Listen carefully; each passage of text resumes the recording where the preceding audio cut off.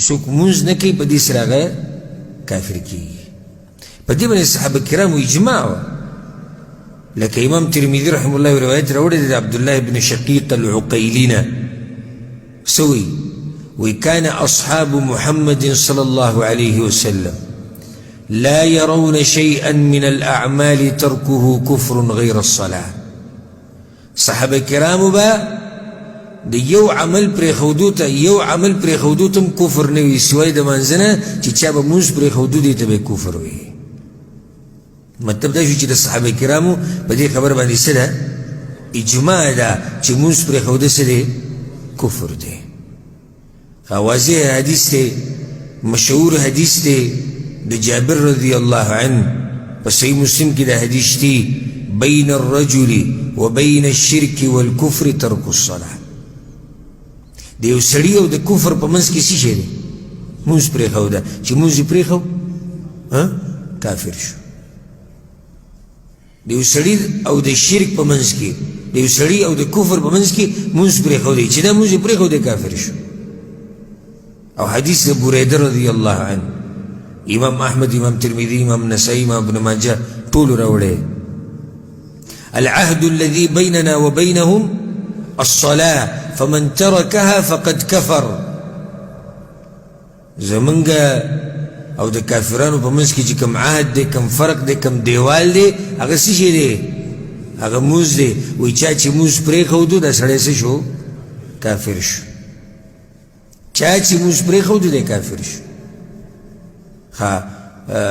عمر بن خطاب رضی الله عنه په صحیح سند سره ثابت دی.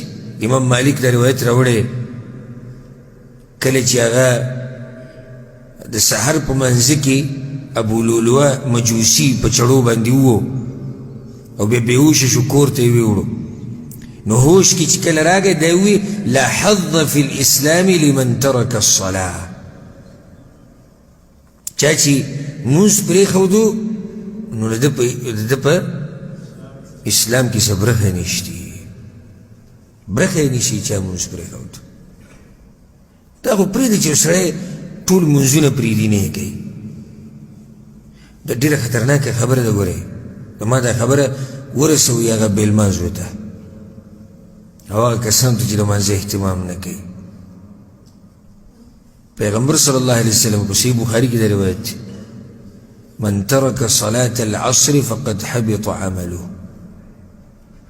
چا چې د مازدیګر مونځ پرېښو اعمال یې برباد شو.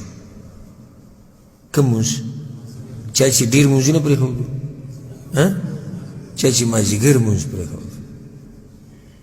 یو روایت کې راځي چا چې مازدیګر مونځ پرېښودو لکه کور، اهل او عیال او اعمال هر څه تباه شو. دا وړه خبره چې یو مازدیګر مونځ پرېښودو باندې دومره لویه ګناه ده او دومره لویه سزا ده، نو چې سړی ډېر مونځونه پرېږدي. بعض نیموی وی نه دا ښه دی، وی د جمعې منځله ځي یا د ځان نه چې اختر منځله به رواني. زه ډېر تعجب کوم کله نه کله. یو درس دو کې ما دا خبره کړې وه، لکه اوس یو سړی دی د اختر د منځه نه مخکې کوم مونځ دی؟ سحر مونځ دی. که فرض دی که نه دی؟ فرض دی، فرض عین دی. او د اختر په منځ کې د علماو اختلاف دی چې دا فرض عین دی که فرض کفایي دی، او بعضو ته سنت هم ویلی. اوس دغه سحر دا مونځ چې کېږي د فجر دا، نو دی به لګیا دی وروره غسل کوي او کپړې ایستري کوي او نوي کپړې دي او دغه، او بیا د اختر په منځ کې ناست دی په اولني صف کې تسبیح ورسره لاس کې دي. اختر منځله خو یې راغلی، سحر مونځ پرېږده او د اختر مونځ کوه. تاسو ته به ما کیسه کړې وه که نه یو کسه، ما ورته نصیحت وکړو، ما مونځ کوه. مونځ وایي زه نه کوم. داسې بدبخته ښه صفا لکه یې نو سړي له حیا ورشي او خپله کوتاهي اقرار وکړي چې نن نه بعد به احتیاط وي، نه د مونځ نه کوم. البته وایي د ساښ مونځ او د تهجدو نه پرېږدم، فرضي مونځ نه کوم. خو دا راپکې اوچت صفت دی چې د ساخ مونځ نه پرېږدم وایي او د تهجدو دا مونځ الله قبلي نه ستا ده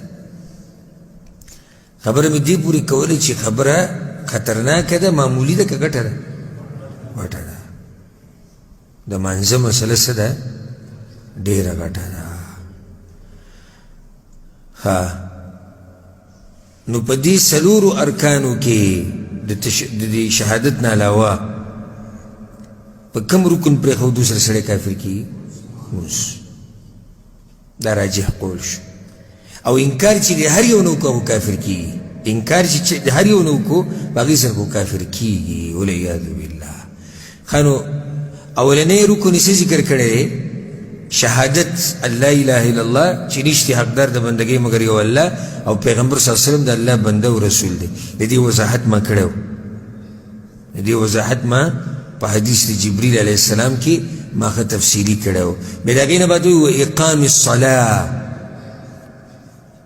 دویم رکن د اسلام او د مانځه پابندي کول مونځ قایمول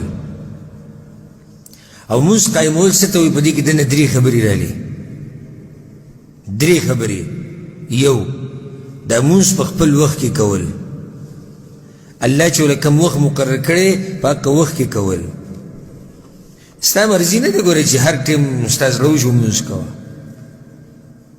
کله یې مخکې کوو کله وروسته کوو فرضي مونځ یادو نه ستا مرضي ته خبره نه راځي ان الصلاة كانت على المؤمنين كتابا موقوتا دا مونځونه په خپل خپل وخت باندې لازم شوي دي چې ستا مرضي ته راولئ او کله سهار مونځ 7 بجو ته واړی او کله د ماښام هغه جوی دغه ټیم کې مونږ مصروف یو او کار نه راځو زه خیر د ماسوتن سره به یو ځای کو او یا د وخت نه مخکې کول یاد بالله نه دا نه چلیږي ګورې واضحه خبره به کوې واضحه کار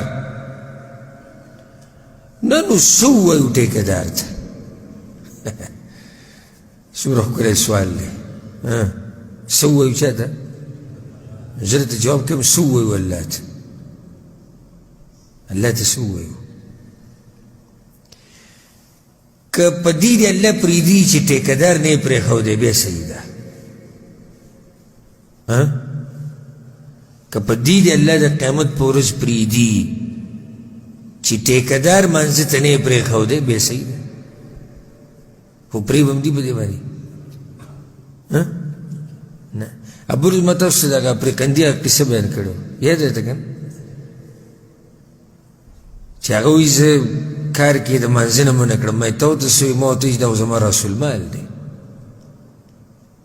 چې مونځ ما وبېلو ما خو هر څه وبېلل پاتې څه شو چې زه به لا ګټم بیا د دې نه بعد خو هر څه لاړو چې بنیاد لاړ نو ته به نور څه وګټې یو سړی دی 15 ریاله راغستی تجارت شروع کوي رسول مال څو دی 15,000 او دا 15,000 وبېلي او بیا ناستې ډډه یې لګولې ده وایي نه خیر څه به پکې وګټم دا 15,000 وبېللې بنیاد دې وبېلو ته نور څه ګټې مونځ چې تا نه لاړ پاتې څه شو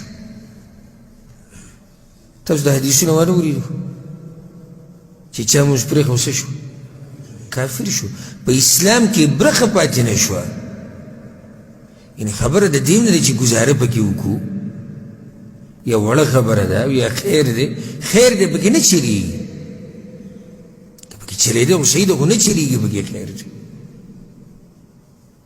لوی رکن د اسلام چې څوک درنه تپوس وکړي عظیم رکن د اسلام د شهادتینو نه وروستو هغه کوم یو دی هغه مونځ دی نو اولنۍ خبره د مانځه قایمول مطلب دی چې مونځ په خپل وخت کې کول نه به یې د خپل وخت نه مخکې کې او نه به یې وروستو کې